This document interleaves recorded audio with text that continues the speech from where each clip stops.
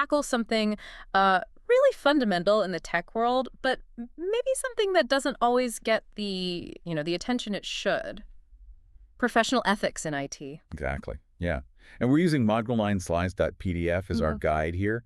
It lays out the key challenges, the principles, basically what ethical conduct looks like for IT pros. Right, kind of a roadmap. A roadmap. Yeah. And our mission for this deep dive is pretty clear. Yep. We want to get why ethics isn't just like a nice to have in tech, but why it's absolutely essential. Mm-hmm. When you think about the power IT folks have. Yeah, the responsibility. And how much their work can impact, tons of people, it really hits home. Definitely. And we also want to give you some frameworks, some ways to think through those tricky ethical spots. We'll look at some real world stuff too, to make it less, abstract. And make it tangible. Exactly. Okay, so let's jump right in. What are we actually talking about when we say professional ethics in IT? Well, fundamentally, it boils down to the responsibilities IT people have. Responsibilities towards, a whole lot of people.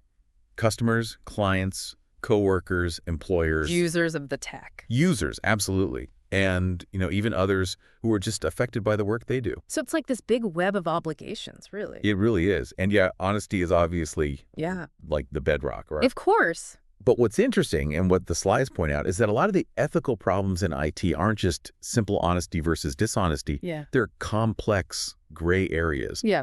And there are some genuinely controversial issues bubbling up in the field, too. Which kind of highlights why having some, guidelines is so crucial. Yeah. Now, the source material mentions that IT professionals are in a bit of a unique spot. What's that about? It's about trust, mainly.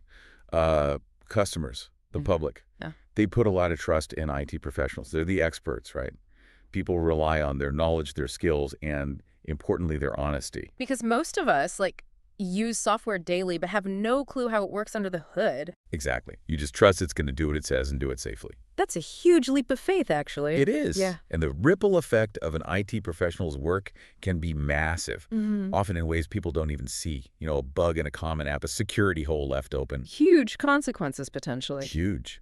And maybe invisible to the average user. Yeah. The slides also mention the need for IT pros to constantly keep their skills up to date. That's an ethical thing too, right? How so? Well, your skills are outdated in this field. That changes so fast. You might accidentally cause problems or leave things vulnerable. Precisely, yeah.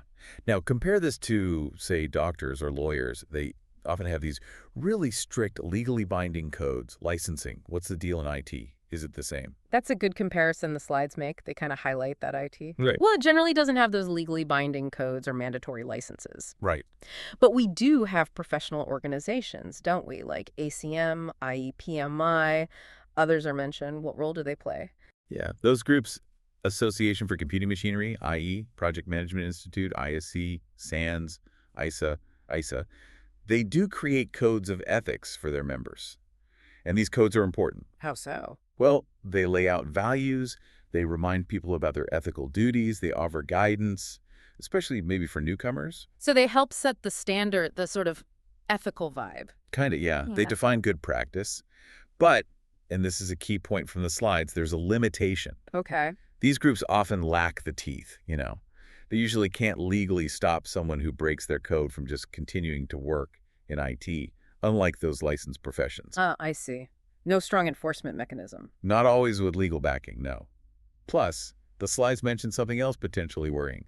A lot of employers don't really push their IT staff to join these organizations anyway. Which could dilute the impact of those codes, right? Could do, yeah. It might weaken their overall influence. So if we don't always have binding rules or strong employer encouragement, where does the buck stop? Who's ultimately responsible? The slides are pretty clear here. Yeah. It comes down to the individual IT professional. That's where the primary responsibility lies. So you have to follow your employer's rules, maybe your professional group's code? And society's laws. It's all on the individual to navigate that. Okay, so that's the sort of theoretical side. But let's get practical. How does this play out? The source gives some really interesting scenarios. Let's start with this low-cost, computer-controlled motor. What's the ethical sticky wicket there? Right, this is where it gets juicy. So imagine a company's developed this potentially great, cheap motor, but it's not quite meeting quality standards, specifically this air filter engagement thing. Okay. It only meets the standard during testing. So management tells this software team, hey, tweak the software so it looks like the filter's engaged during the test, even if it isn't really during normal use. Wow. Okay, that's basically rigging the test. Pretty much, yeah. And the slides pose that critical question. If you're the engineer, what do? Leak it. Argue. Just do it. It shows the pressure, right? Totally. It lays out the dilemma. You could blow the whistle, try to fight it internally, or maybe just comply. People might comply out of feeling powerless or peer pressure, or maybe they even rationalize it like, oh, the standards are too tough anyway. Yeah. It shows there's rarely one easy answer in these situations. Man, that sounds like a horrible spot to be in. And then the slides shift to a really big real-world case. The Volkswagen defeat device. Can you break that down for us? Oh yeah, the VW case. It's such a stark example of ethics getting sidelined for business goals. The core problem was their new diesel engine. It couldn't meet strict U.S. and European emission standards and give the performance drivers wanted. So they were kind of stuck. They felt stuck, yeah. So their solution, software. Software that knew when the car was being tested for emissions. Clever, in a bad way. Right. During tests, full emissions controls on. Pass the test. But driving normally, controls mostly off. It was designed purely to cheat the regulations. Deliberate deception. And the slides imply it wasn't just a couple of rogue engineers, right? That's what VW tried to say initially. But the evidence suggests, well, it was more systemic. The slides mention Audi had a similar device, and VW engineers apparently got advice from them. Even Porsche later consulted VW. It points to something more widespread within the group. So it kind of became the way things were done, maybe, and the timeline. That's revealing, too. Definitely. This started showing up in 2009 models. Almost 500,000 cars in the U.S. alone initially had this software. And it wasn't static. They refined it over time. It shows a sustained effort. Wow. And then when they got caught, their first attempt at a fix was just a simple software patch, which, well, it raised more questions than it answered about whether they were really addressing the root problem. And the slides end that part with some heavy questions for us, right? Like, how do we stop this stuff from happening again? And would you trust a self-driving car from VW after this? Yeah, powerful questions. They really drive home how unethical actions destroy trust, maybe for a long time. Definitely erodes trust. Which leads us nicely into the next section in the slides. Guidelines and professional responsibilities. What are the key points there? Well, one big one is really understanding what success means. Not just technically, but for your client, for your employer. What do they actually need, ethically, responsibly? Gotcha. Not just checking boxes. Exactly. Yeah. And a huge part of that, stressed in the slides, is getting the users involved. Doctors, pilots, office workers, whoever. Involve them in design, in testing. Why is that so important? To make sure the systems aren't just functional, but actually safe, effective, and usable for the people relying on them every day. Makes total sense. Talk to the people who use the thing. The slides also mention being thorough in project management. Yeah, the devil's in the details, ethically speaking sometimes. Good planning, realistic schedules, clear contracts, these are all part of ethical practice. Cutting corners here, that leads to problems. Unmet expectations, maybe even harm. And it's not just new stuff. The slides warn about assuming old software is fine. You got to review and test existing systems too. Don't just assume they're safe. So the if it ain't broke idea might be risky in IT. Could be, yeah. And transparency's got to be upfront. Honest about what software can do, its limits, its safety features. No overselling. No overselling. Provide real evidence for safety claims. Pay attention to defaults and communication skills. That's listed as an ethical responsibility too. Really? How so? Being able to explain complex tech stuff clearly to non-tech people, that's crucial for them to make informed decisions. It's an ethical necessity. Okay, interesting. Moving on, the slides talk about ethics in education. What's the gist there? This bit emphasizes that ethics often flows from the top. Leaders really set the tone for their teams. And education is key, training people on what's expected ethically, especially around stuff like information security. So it's about building an ethical culture. Exactly. Good training helps create users who are informed and, frankly, less likely to cause problems or create risks. Right. Now, the slides also get into deterring unethical and illegal behavior. How do you do that? What are the levers? Well, first they identify why it happens. Ignorance, accidents, or actual intent. Knowing that helps tailor the prevention. Makes sense. The tools for prevention are usually technical controls, laws, and company policies. But, and this is a really crucial point, laws and policies, they only deter people if certain things are true. Okay, like what? Like, You have to fear the penalty, you have to think there's a decent chance you'll get caught, and you have to believe the penalty will actually be applied if you are caught. Ah, if any of those are missing. The deterrent effect weakens. It Right. disappears altogether. Logically, yeah, that tracks. Okay, now there's a really cool part in the source. The 10 Commandments of IT Ethics from the Computer Ethics Institute.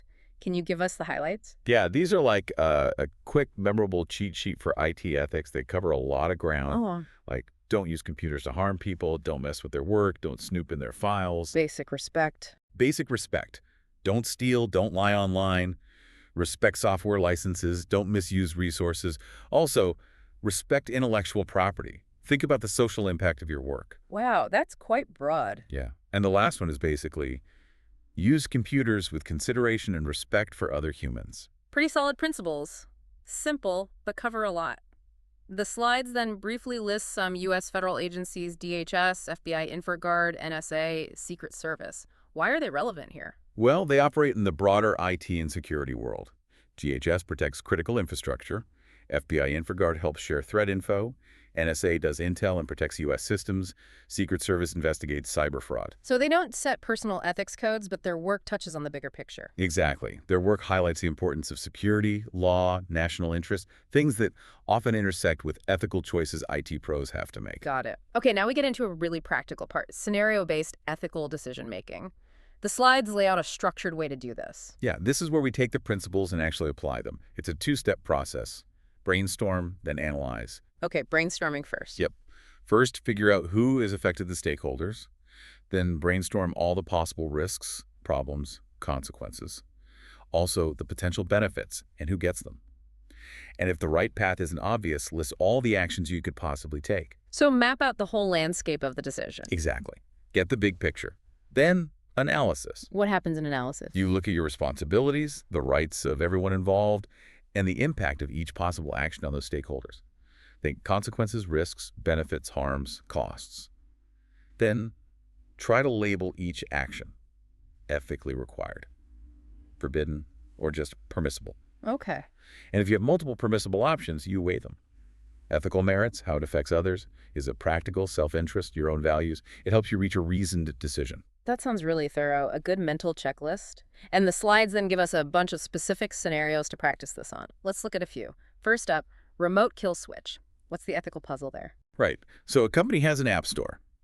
Their rule is only remote delete an app if it's actually malicious, like malware. But they find an app with hidden, really offensive content. Not technically malware, but nasty. Okay. They pull it from the store, tell users to delete it. The question is, should they go further and just wipe it off everyone's device remotely, even though it doesn't fit their malicious rule? Ah, so it pits user control over their device against the company's desire to stop harmful content. Exactly. A real balancing act. Tough one. Okay, another scenario. Speech recognition for law enforcement. What ethical questions should an expert ask before building that tech? This one's big on potential misuse and privacy. Before you even start building a system like that one that sifts through intercepted conversations, you got to ask hard questions. Right. Like, how are these conversations being intercepted in the first place? What safeguards are there against abuse? What are the legal rules around using this? The answers are critical. Because without good answers, You might ethically have to refuse the work. Right. Because the risk to civil liberties could just be too high. makes sense. Understanding the how and why is crucial. Let's take the gaming decision. You're a product manager, the game's done, it's super violent, demeaning to women, but it's going to make a ton of money. What are the ethical moves? Oof, yeah. This puts profit directly against social responsibility. Do you release it as is, modify it, scrap it entirely? What are the arguments? Well, releasing it means money, maybe meeting market demand. Not releasing it or changing it focuses on potential harm, negative social impact.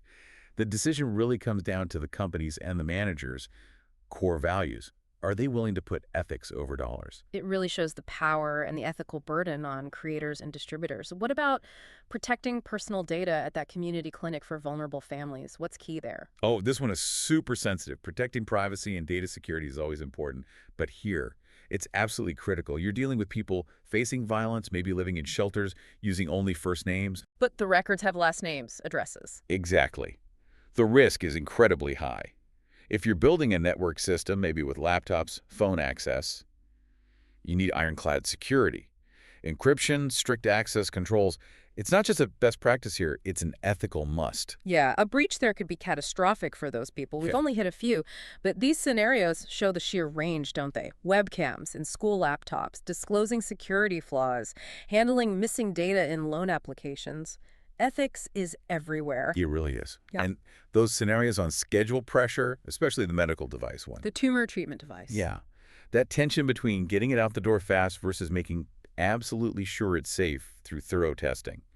That's a classic and incredibly high-stakes ethical dilemma. Definitely. And the slides cover even more, right? Yeah. Software licenses, conflicts of interest. Kickbacks, AI in sentencing, even subtle stuff like monitoring networks when a guest is using your computer. The gracious host one. Right. It all raises questions. Yeah.